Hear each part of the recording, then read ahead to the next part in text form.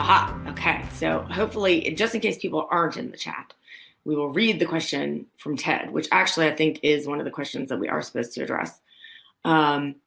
Since the state is in good shape financially, do you think they'll give the ATL authority some matching funds for the new federal dollars in the 2022 state budget? I'll just go first if that's okay with you. Yeah, go ahead. Wilensky. So I think, what's interesting about doing this panel right now is that, as everyone is aware, we are kind of we're in like an exciting time because we're finally getting this long needed investment from the federal level to address long neglected infrastructure around the country. And certainly in Georgia, we've been, a bit of a laggard, even among, our peer states in terms of our transportation and infrastructure investment. But that kind of puts us in a position where I feel like we're a little bit in flux because we don't know exactly. There's just going to be a lot of shaking out that needs to happen as we start to get these federal dollars that we have, of course, long planned for and anticipated and needed projects. Some are very obvious, like what Representative Johnson mentioned about all of the miles of highway in Georgia that are categorized in disrepair, the almost 400 bridges that are structurally unsafe. I would like to say that the answer to the question is yes. The state has it is in good shape financially, and with this infusion of dollars, it would be a huge wasted opportunity if we weren't doing our part both locally as a county and as a state to ensure that we get the maximum benefit of the dollars coming down. And so my view is that, yes, these are dollars that our state leaders probably will try to capitalize on. And I hope that we will see some of this money coming forth in the budget.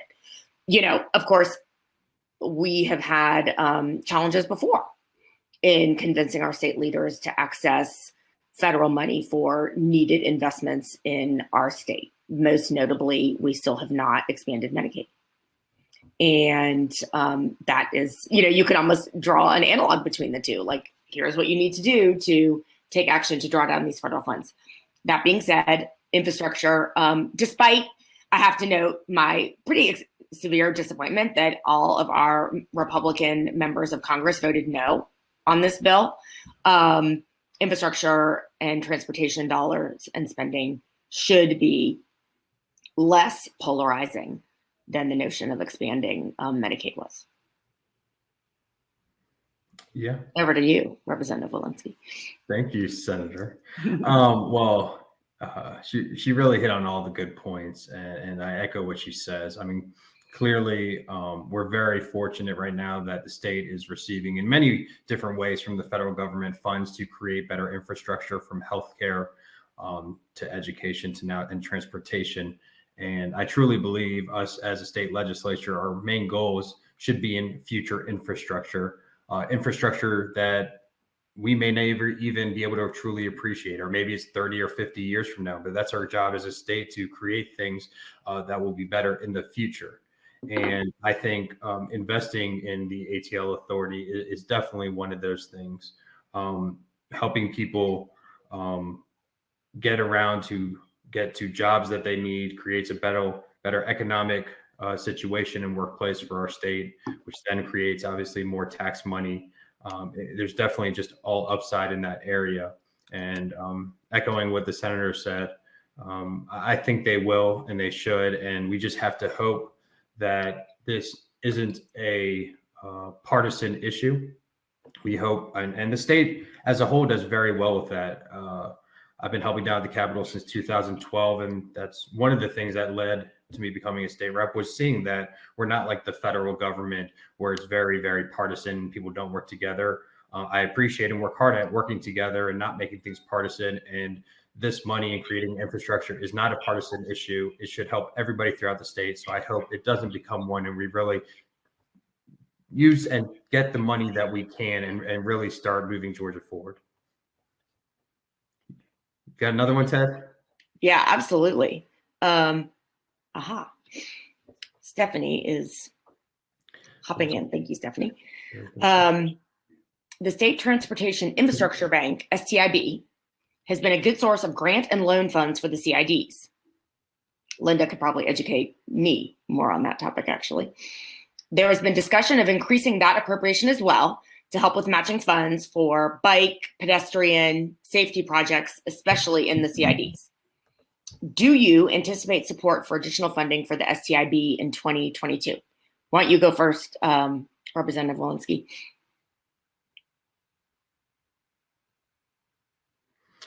Well, I mean, it's very similar. It's, very similar to the question before. The money coming down from federal sources, and this involved, once again, we should be really investing in infrastructure. And we do know that bike and pedestrian safety, especially in where I am in North DeKalb, but throughout DeKalb, is incredibly important. And there are many roads, many sidewalks, many situations right now that is unsafe. And obviously, as a state and country, as we realize the importance of clean energy, or even just exercise and being healthy, and the amount of people that want to ride their bikes, or we have scooters now, we have electric bikes, we have all sorts of ways to get around. It's incredibly important that we create these safe projects. And even more important, there are many projects that were done in the past that are not up to code. And so when going back and fixing those is incredibly important for the safety of everybody in our city, my cities, Dunwoody-Dorville, and throughout DeKalb County and throughout the state. So it's an interesting position we're in, with excitement, anticipation of what money we will get and then where it will be applied. That obviously, as being a Democrat in the State House, is not a decision that I can make alone. I can talk to people and work. I've worked hard to form good relationships with both sides of the aisle, and that these are all great points that I will take note of and talk to those who are making the decisions, are the decision makers, and let them know that this is money we need to get and how it needs to be applied. So anybody who has ideas, please do let us know, because we can't know everything. And the more we hear about what's important to people, the more we are able to go make a difference by affecting those who are making these decisions. So I truly hope that the funding will be used, or we will get funding for this purpose and will be applied. And it's definitely something I will speak out for. Yeah, absolutely. I was in the General Assembly. It might have been right before you were elected, Representative Wilensky, when we passed the increase in the gas tax, to try to fund our. That was right before me. Right. So, and that, actually garnered some no votes from some Republican colleagues. I think at that time it was sort of on the basis of folks had signed a no tax increase pledge, but it passed, on an overwhelming bipartisan manner. And at that point, we had gotten to where the situation was becoming pretty desperate. So, certainly looking around my community, looking around DeKalb County as a whole, I do see the fruits of that additional funds that drivers across the state have been paying in the gas tax. It was incredibly needed. That being said, the federal dollars that are going to be coming down, as well as what we do need to be doing with matching state appropriations, it's time for the next level. We still have a lot of significant need. One of the areas that I do feel like still is somewhat neglected through our GDOT appropriations really are these, bike and pedestrian projects. For example, there's a bit of an outcry in my district recently because there's a planned new interchange basically at North Druid Hills and Road and 85, and some of that's just needed upgrades. Some of it also has to do with CHOA, Children's Healthcare, moving their main hospital from Eggleston, or moving Eggleston basically from the Emory campus to the brand new facility and build outs that are right there at North Druid Hills and 85. And the plans basically call for a little bit of pedestrian and bike access through that corridor, but not on both sides, and not really dividing out between pedestrian access and bicycle access. And so our office had run that down with GDOT, and essentially what you get is two things. One, there isn't the money to do that the way constituents of mine are demanding and asking for. And secondly, I don't know that there's like enough will. So echoing Representative Wilensky as far as needing to be very vocal about sort of the vision that we have for in-town Atlanta and changing what's always been so car-centric. I think there's a lot of demand out of citizens, and the infrastructure to make it happen has been behind that. So certain things have happened, mostly locally driven by cities or by the county itself, or by, maybe Emory University doing some bike lane projects.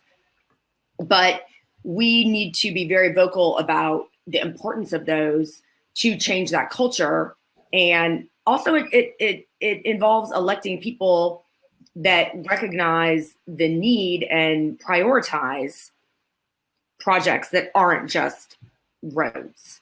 And then having the community really rise up to demand that.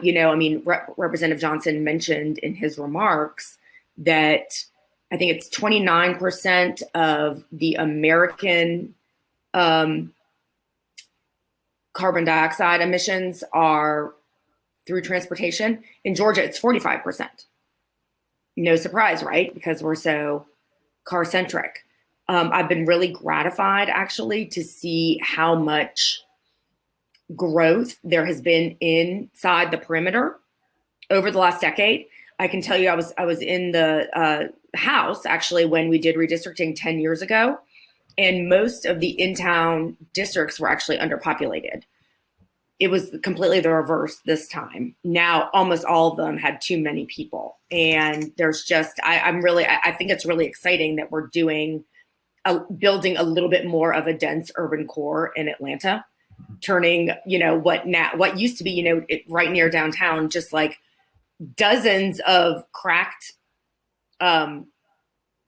parking lots that were horrible into like something more vibrant that people actually want to be a part of. And I expect that to continue. But in order for it to continue, we also need to make these investments in transportation and infrastructure. And as a part of that, really demand, because there'll be a lot more capacity and ability to get places on bikes, walking, in transit, et cetera, than there had been when we were so spread out. It just all needs to advance together as a plan for the community. Yeah. And I'll add, just going with that, that the main thing there is we need to create visions and invest in things not for 10 years from now, but for 30 years from now.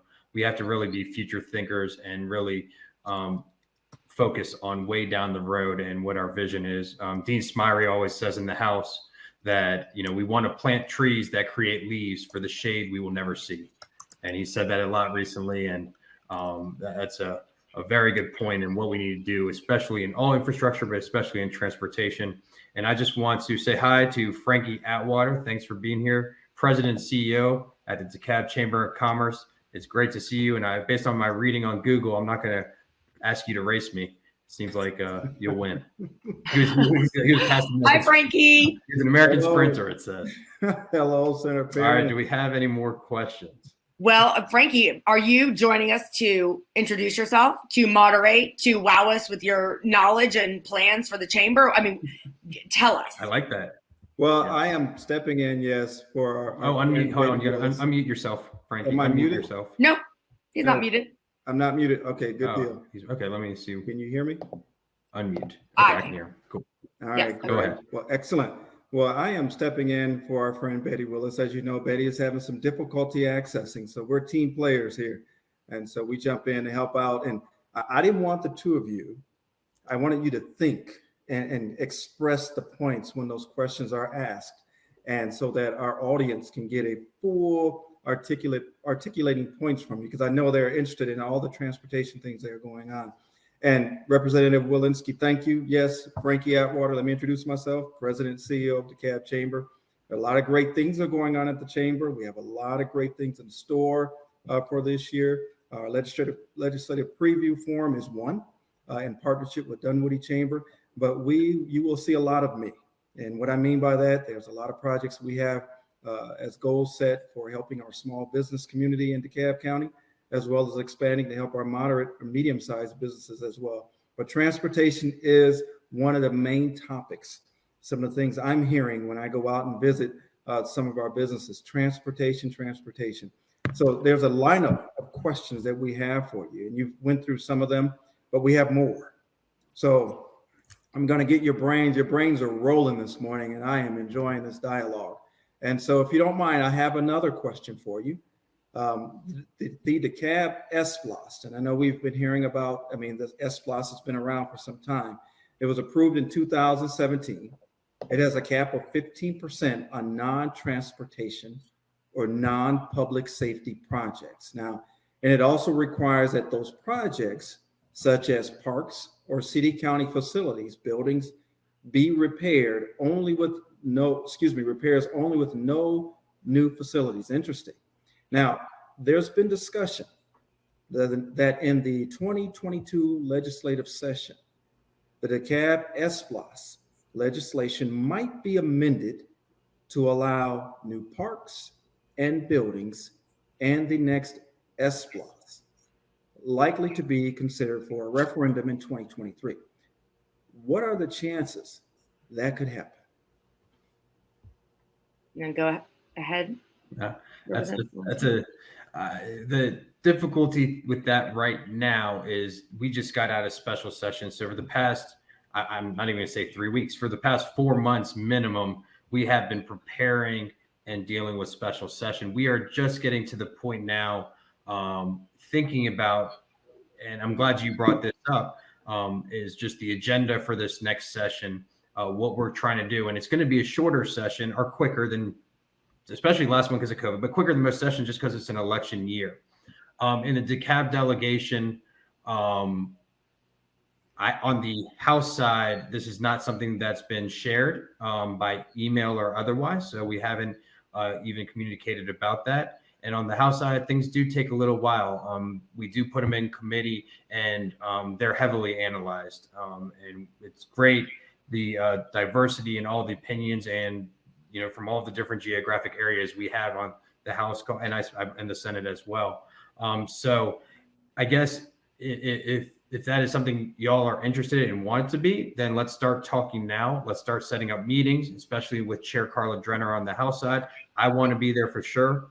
And let's start talking to the importance of that and how we can get it done and get it moved, because local legislation we can move. And I also believe, due to the amount of Democrats on the House side who have good relationship with the majority party, even though we are a delegation full of Democrats, we have never been, since I've been here, had legislation be stopped because of the relationships we have. And so if that's something we need done and want to, let's definitely start setting up meetings in December and make sure we're prepared how we want to move forward within the session. Excellent. Yeah, that's great. I'll just add a couple things. We are a little less formal on the Senate side. We don't do things in committee as frequently because there's many fewer of us than we have with our representatives. When we passed the SPLOST originally, there was a strong feeling. Some folks in the delegation really wanted to keep it transportation only. And that 15% was a little bit of a concession at that time to sort of specific things that were being brought forth by county officials, like, we really need this. And, so-and-so senator felt that was an acceptable use of the funds, whereas, perhaps other things were not making the cut with some of our delegation. So I would expect, really nothing less this time. What would be very helpful, though, is, as Representative Wilensky said, to convene with our stakeholders, like you guys, to find out all right, do we think that the needs have shifted in the years since we originally put that SPLOST to the voters? Are we, at a place where it would be more prudent and beneficial to the communities to be able to utilize more of that money in a different way? Then what sort of, if we're agreed that that is the case, or maybe it's not, then we would need to look at what would be the acceptable uses. And I know we're going to, talk about this a little bit more, but we right now need to be thinking about putting up an additional referendum for transit dollars, right? And so how does that interplay with the SPLOST and what we're asking of the voters and the taxpayers? And Frankie, I'll put my phone number in the chat right there. So yeah, feel free to text or call, and let's get those meetings set up. And we are formal on the House side, Senator. That's all right. Well, that's understood. I mean, these are some really good points that you bring out when it comes to when I start thinking of SPLOST, I think about the transportation bill, the information and the funding and resources there. I think about the opportunity of leverage. What can we do? I mean, Senator Parent, you brought out a really good point. We're going into a 2022, 2023 new referendum. What can we do to have the opportunities where our communities can benefit, our business sector can benefit, the transportation issues that are impacting not only DeKalb County, but the metro area? What can we do in providing some dialogue so that there's the opportunity within the law to provide leverage?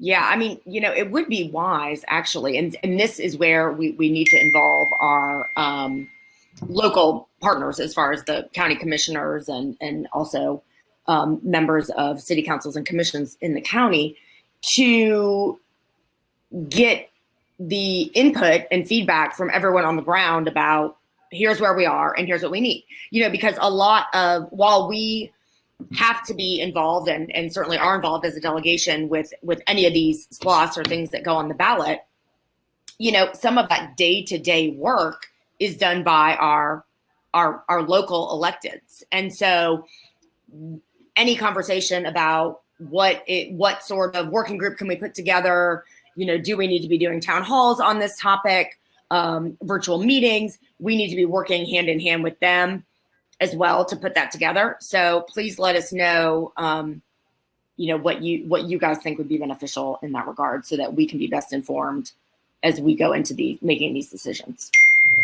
And I'll definitely add, I agree with Senator in that, when it comes to the roads and planning and the areas that are hazardous or people are finding need to be fixed, that is usually more reported to local elected mayor, city council, and all of those people. So it's extremely helpful for us to hear from those in the city and those in unincorporated DeKalb what is going on, so then we know what are the most important issues and how to discuss them and how to get these things done. So the communication is incredibly important from everybody up to us, because we need to hear and then make decisions on what we're hearing the most, and also what is more important and how to get that all in a way that can get done. Excellent. Yes, that is definitely true. I mean, I think that as the president and CEO of the chamber, it's one thing that we're continually doing is to make sure that we touch base and communicate not only with our representatives, local elected officials, our community officials, and community representatives as well. Right now, we're in an important time period. We're coming out of this pandemic, and a lot, not only our businesses, but our community in general has been impacted by this public health emergency.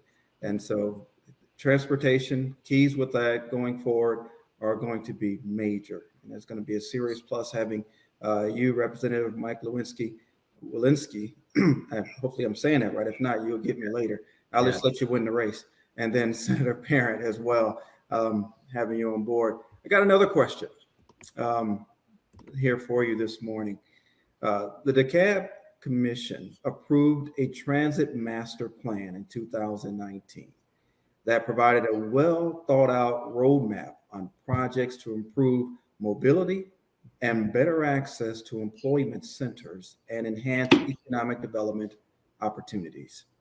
However, without a new sales tax to pay for these critically needed improvements, the plan will continue to collect dust, and DeKalb will fall further behind other metro areas in being able to pursue federal funding without the local match.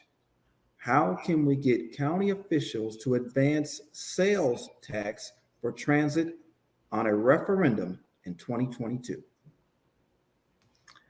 I'll just lead off by saying, coming out of COVID, the conversation of raising taxes and gathering more money, it's right now is something we really have to balance and understand. Like you just said, we have families who are really hurting. We have a lot of people are unemployed, but at the same token, you got to balance that. How do we get people going again? And that's through transportation and infrastructure. And that's just something that we have to balance. So I can't give an answer to that today. That's a difficult one, and something that we need to have those meetings and communication and see the health of our community, balance that, the health and infrastructure we need to create an efficient and well-moving community, which helps in the economic world and helps in the health as well. So these are the difficult decisions we got to figure out, especially during these difficult times when we're coming out of a pandemic. Yeah, no, I mean, agreed. So when we did this lost a few years ago, the feeling, immediately after that successful vote was, and not so much out of the legislative delegation, but more out of the CEO's office, was sort of, okay, we've just asked the voters for this new 1 penny. We need to show some results on that. Then, of course, COVID happened and took a lot of energy and attention. So I do think that now is a good time to be restarting in a serious way the conversations about how do we propose as a county to execute the projects listed in our transit master plan. Along with that, we do need a little bit more information about how the federal infrastructure money will be rolled down to the state and then out to governments, and what sort of projects will be funded. So, hopefully we will find out, look, there's all this, there's money available for projects just like this. And, in order to access it, the state is going to need to put in money and the county's going to need to put in money, and then we can put together concrete plans to advance that. But as far as, how can we get this done, which I think is how the question was sort of worded, the CEO will have significant input into when he feels that it's necessary and prudent to move to put the question on additional taxes before county residents and make the case for it. So he is certainly, in my view, the place to start. Yeah, and I'll add to just something that you hit on, is that we definitely want DeKalb to thrive and not fall behind other Metro Atlanta areas. DeKalb has a lot to offer, and we definitely need to create ways that everybody can thrive in DeKalb County. We don't want that people moving out or anything like that, for sure. So it's definitely important, and the timing is even more important. Right. I mean, we could just go ahead and advance a plan, right? I mean, that's within our power as a delegation. But, getting back to the very local nature of some of these decisions, they involve us, but they certainly also involve the local electeds. It would not happen readily without the support of the CEO and the county commission. And that's a good point. And it goes back to, as we've been having that discussion, even from the previous question, about the opportunity to communicate and have that dialogue, and possibly having town hall meetings and working closely with our local elected officials. I honestly, I believe they would love to see something happen. Definitely when you start thinking about DeKalb County and moving it forward on the transportation map and doing some things. And also, as a part of that question, what came out of that, what was asked, was the local match. Typically, when you do have grants and other opportunities to request funding, there's always that local match. Is there anything that we see coming that DeKalb County can, in a sense, steer away from the local match, but then can, obtain additional support? You mean without doing a local match? Well, I mean, that sort of brings up how much of it gets kind of back to that last question about the one penny that we did a few years ago, right? And so if we've got to re-up on that, we could redirect funds more towards transit if the voters approved. So that's one thing that needs to be very seriously looked at. And, as part of the legislation that was passed to create the ATL, we can do fractional amounts as well. I believe, if memory serves, we do not have to go for a full penny because, you do start to get into, so we are one of only 2 counties that has the host, right? That's supposed to go for taxpayer relief. And so our sales tax is already a little bit on the higher side around Georgia. And that's okay. But there are other ways to fund these things too. We all know that sales taxes can be a little bit regressive. I think that it would make all of us, it would behoove all of us to be watching very closely as discussions are unfolding around the federal money so that we're really up to date on exactly what the opportunities are and then move forward accordingly with our advocacy with local officials, the delegation, as well as key players in the Republican Party. Like the appropriations chairs in the House and the Senate will have a role to play in how money is divided and divvied up. People appointed or tapped by the governor to do a lot of this work. The governor has significant control over the COVID relief funds, for example. So understanding like who the decision makers are and what the desired outcomes are and sort of organizing advocacy accordingly is critical in achieving the desired outcomes. I think that's great. And Senator Parent, you're right on point. I mean, this is going to, every point you just made, I think, looking at how we can structure that, plan it out, and, implement, even having a point where we can create some type of implementation plan locally, where we can see that the plan itself come to fruition. But you're correct. I mean, I did get, if I can jump in again for a second, Frankie, I have heard from folks at the local level that the CEO is interested first in seeing all of the other taxes that we already have, the host and the SPLOST renewed before putting a T-SPLOST on the ballot. I'm not sure that I think that's necessary personally, but and the commission could do it without, sort of against CEO Thurman's wishes to move on the others first. But, that gets into all these, tricky political relationships and alliances. And so I do not think that the commission would sort of unilaterally say, hey, we think that you're wrong on that and we want to shove forward on T-SPLOST before getting the others renewed. But what that points to is just more of a need for the community to be engaging with the CEO's office and the commission on a high level, and us to be doing like a real needs analysis of what are our needs, how is the federal money going to play in, do we really need to do a T-SPLOST right now, all those things that we've already kind of been over. So that's kind of where we stand on it right now. Oh, great points. Excellent.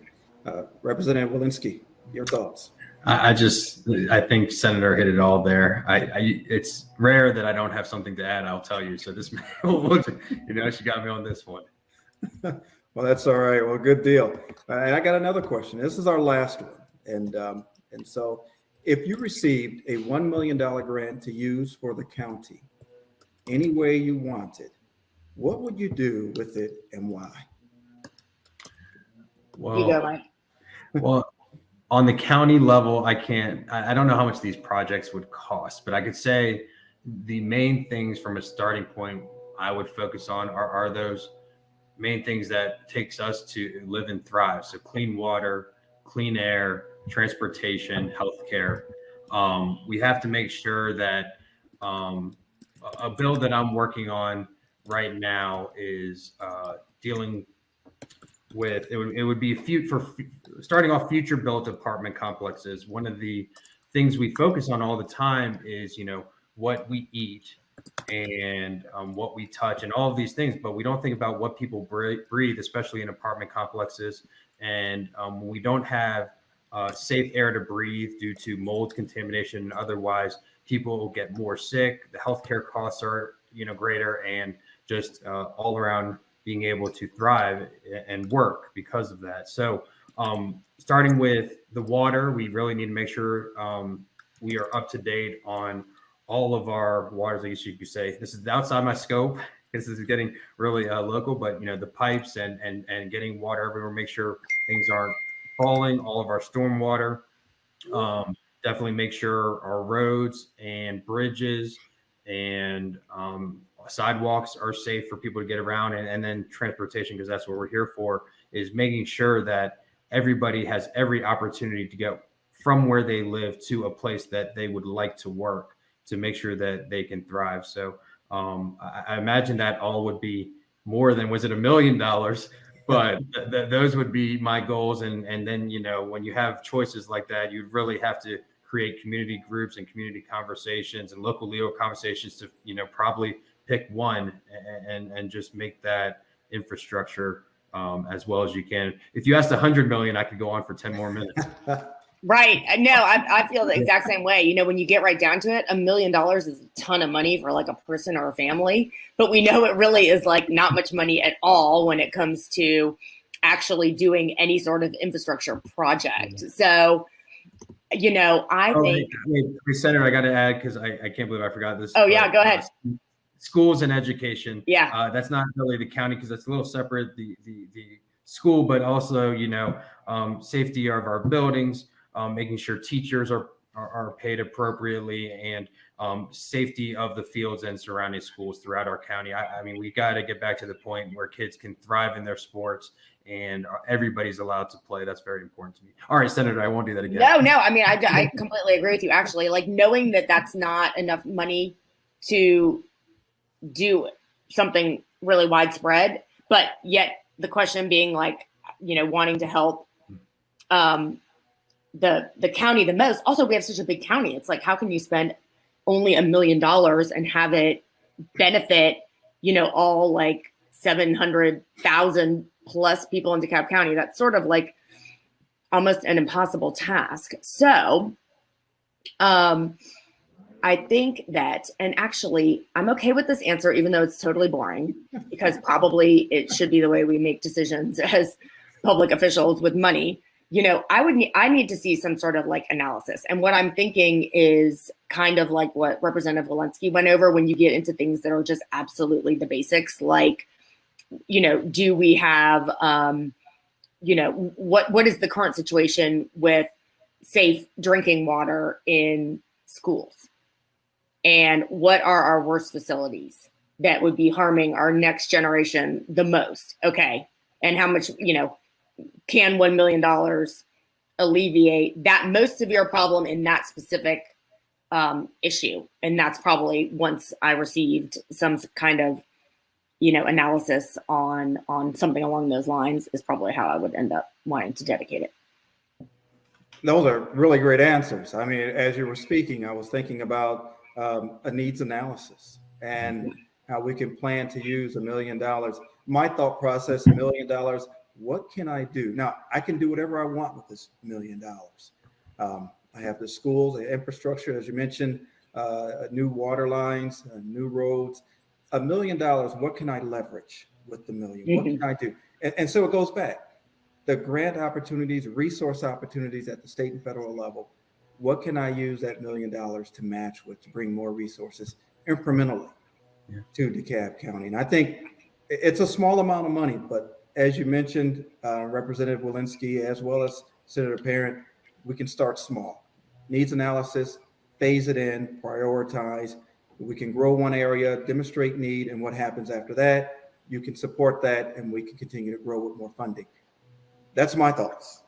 I like that.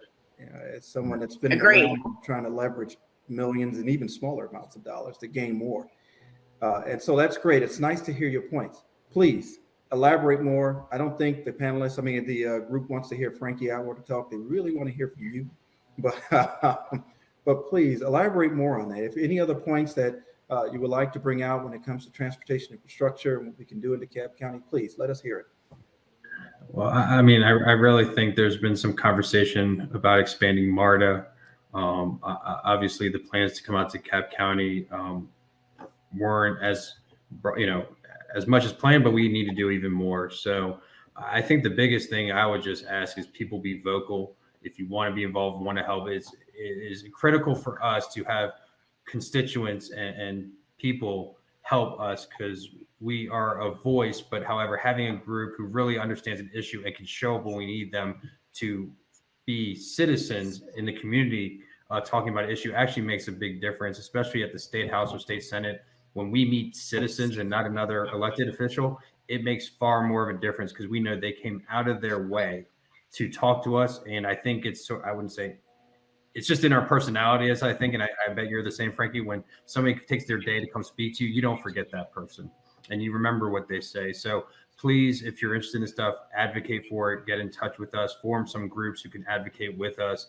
And it's just the hardest thing we have to do is, yes, our state is in a good economic position. However, each year, each term that I've been there, they keep lowering the budget. So we need to get to the point on the state level where we're not lowering the budget. We're actually raising the budget and getting back to where we're using that budget to create proper infrastructure, both in transportation. I know that's true, but all the ways to help our community and make sure everybody has the same opportunity to be safe, be healthy, get to jobs, and take care of their family.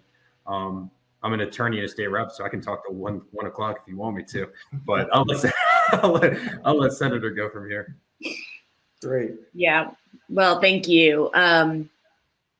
With so many issues swirling around all of us at all times, it really does come to be that the things that are seen as most dire and that people care about the most kind of are some of the things that will take precedence from an appropriations and action standpoint.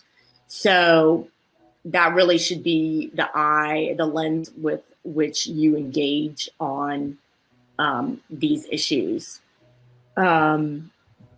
We do have a majority party, as Representative Wilensky noted, that is probably going to try to cut our income tax again. And we have some, people positioning and jockeying in the Republican primaries.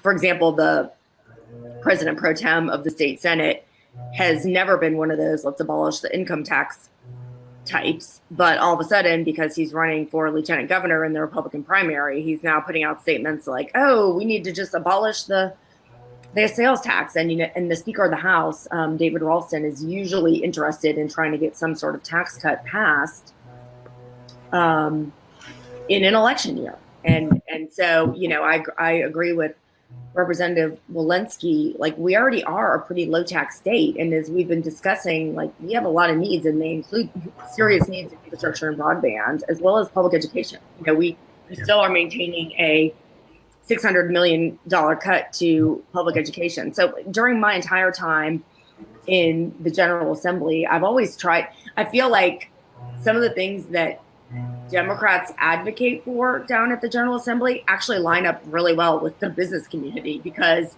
it's really about pretty basic investments in our schools and transportation networks.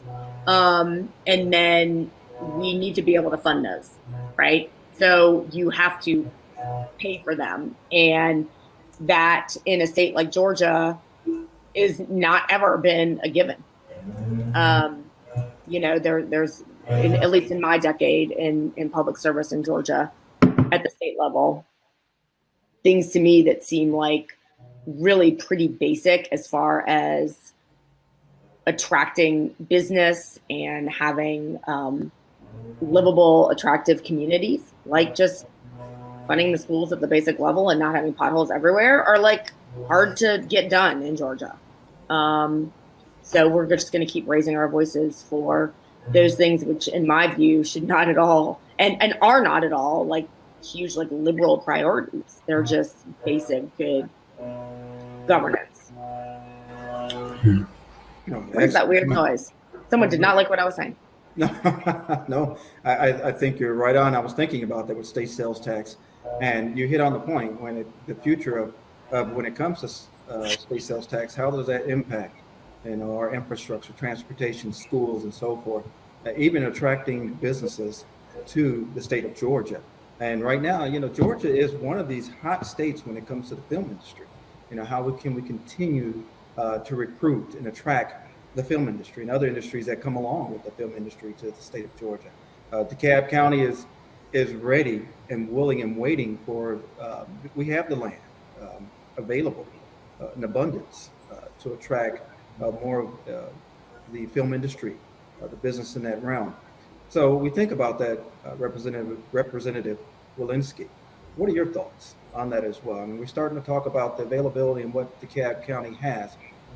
What are your thoughts when it comes to the attraction of businesses when we start looking at our state sales tax?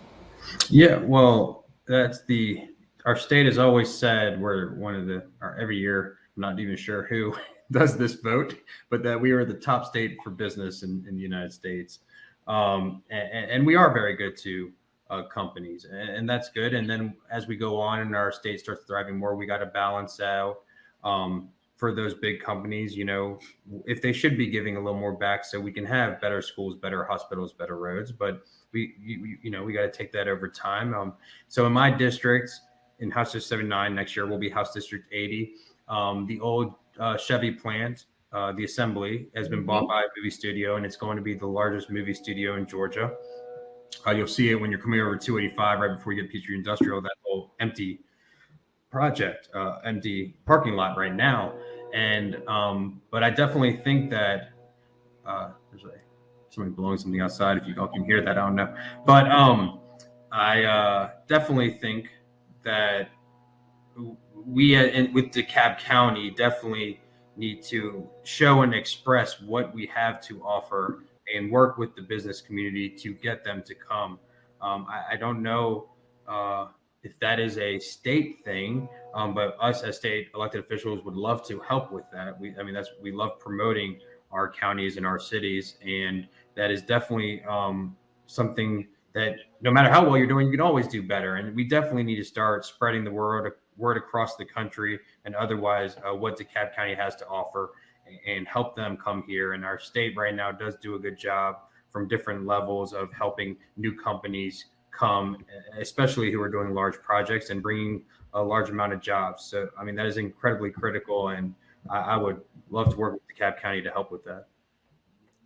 Excellent. Yes, looking forward to it.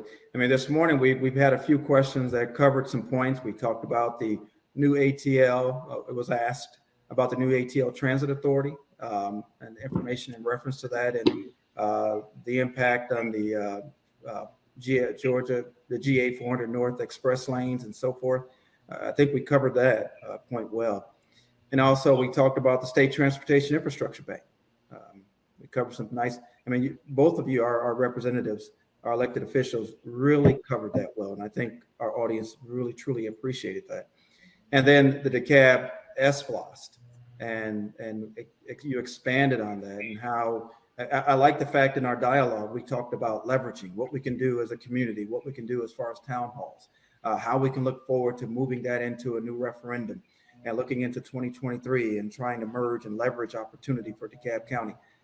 Again, our audience was listening, they hear you, and I know they hear this dialogue and they really start some creativity. So as a chamber, our job, we're going to be busy. So that's good. We want to be busy. But this really helps to start that dialogue, even at the local level, what we can do, and then bring our representatives in. And then we talked about the DeKalb Commission, how they approved the master plan, the transportation master plan in 2019, what that means, what we can do, and how we can help our county officials advance a sales tax for transit on referendum in 2022. As Senator Parent, you mentioned, our CEO really has we really need to have dialogue with him and helping, as well as our commissioners, in moving this forward, bringing about ideas, having that town hall meeting and discussion on how we can continue to further this master plan. And then we talked about, if you receive $1 million grant, what would you do? I mean, there's no strings attached. Again, we had some great dialogue. Our audience enjoyed it, looked at ways we can leverage and move things forward. So to conclude, and this is, again, I have you here still for another, 20 minutes, I think. Oh, really? Oh, my goodness. Well, I think we've beaten the dead horse on transportation, but if you want to talk about other things that we expect in the session, we're happy to do so. I mean, to be fair, we just got a special session and we go back to session January 10th. So we have a short window where we can get to our jobs and make money for our families. So unless people have another question, please reach out to us by cell phone anytime. And we would love to schedule that talk. Well, great. Yes, it's nice having you. We don't want to take up no more of your time. It's great. And I know our audience, there's no other questions that I'm seeing. And I know we truly enjoyed having you. And we thank you for making time in your day to come and be a part of our legislative preview and our forum this morning. So Representative Michael Wilensky and Senator Elena Parent, we truly, truly thank you. And I am going to schedule my personal meetings with you so we can sit down and have additional dialogue as well. So again, we thank you and appreciate your time. So thank you. It's great to be with you and appreciate everyone's attendance. Look forward to speaking more soon. Happy holidays, everybody. Yeah, I look forward to speaking to everybody soon. Have a great day. You too. Thank you.